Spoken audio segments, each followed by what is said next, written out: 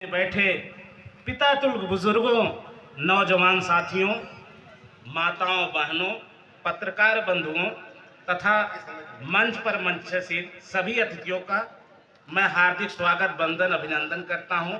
और बगल में बैठे भगवान बुद्ध की कासाय वस्त्र धारण करे हुए परम पूज्य भिक्षुगणों को भी मैं दिल की गहराइयों से धन्यवाद आरोपित करते हुए अपनी बात इन शब्दों के साथ शुरू करना चाहता हूं, क्योंकि जो हम लोग आज का जो विषय बिंदु रखा गया है उस पर विस्तार से रखेंगे हमारे बीच में मुख्य वक्ता जी।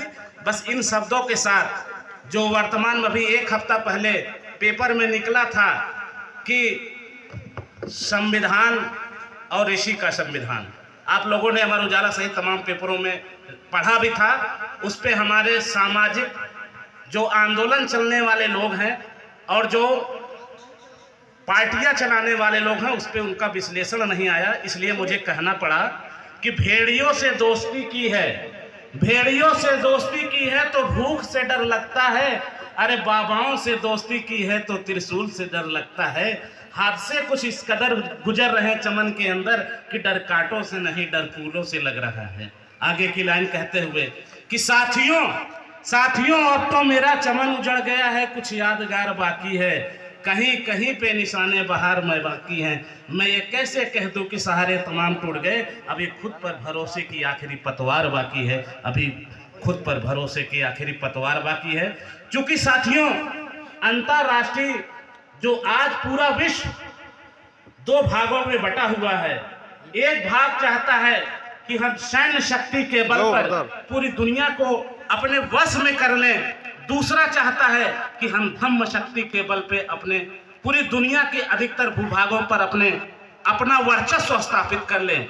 मैं आपको इस मंच के माध्यम से जानकारी देना चाहता हूं कि दुनिया का जो सबसे बड़ा अंतरराष्ट्रीय न्यायालय है वो हेनसांग में है।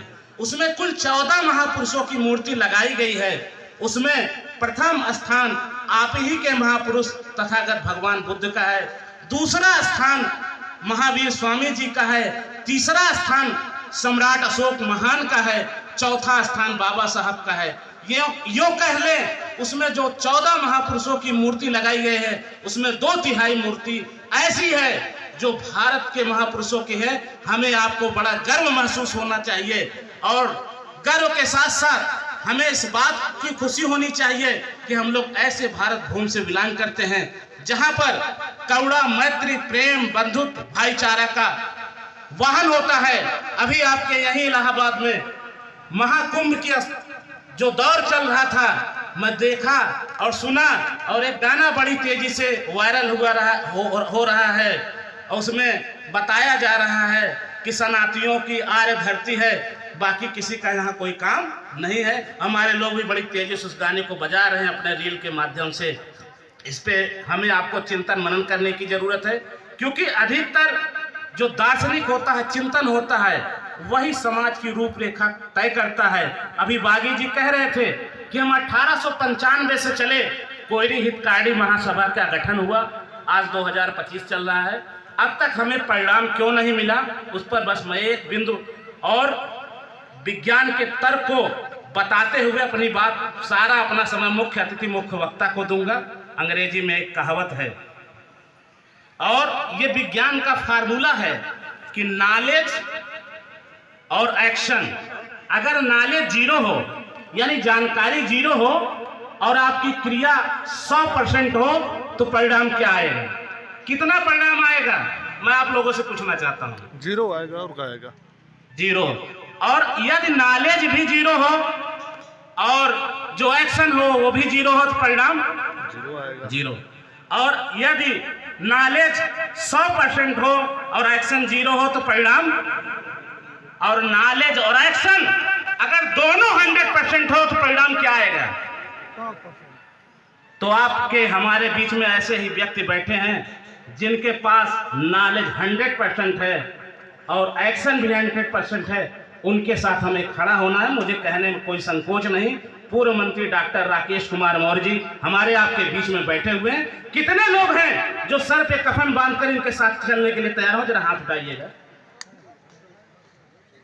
तो मैं दावे के साथ कहना चाहता हूं कि अभी जो महाबोधि का आंदोलन है, अगर इनको सौंप दिया जाए इनके नेतृत्व में, मैं दावे के साथ कहना चाहता हूं कि आपको वही सम्राट अशोक के सपनों का भारत दिखाई देगा जो आज से 2500-3000 साल पहले देखा था आपने, क्योंकि इनके पास नॉलेज भी 100% है और एक्शन भी 100% है।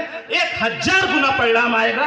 मैं इन्हीं बातों के साथ अपनी बात को एक शायरी के माध्यम से समाप्त करना चाहूंगा कि बुद्धा की कसम, अशोका की कसम, बुद्धा की कसम, अशोका की कसम, ये ताना बाना बदलेगा और तख्त बदल दो, ताज बदल दो, हर गीत पुराना बदलेगा।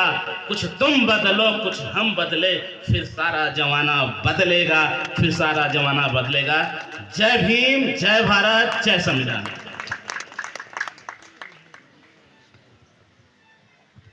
बहुत बहुत धन्यवाद।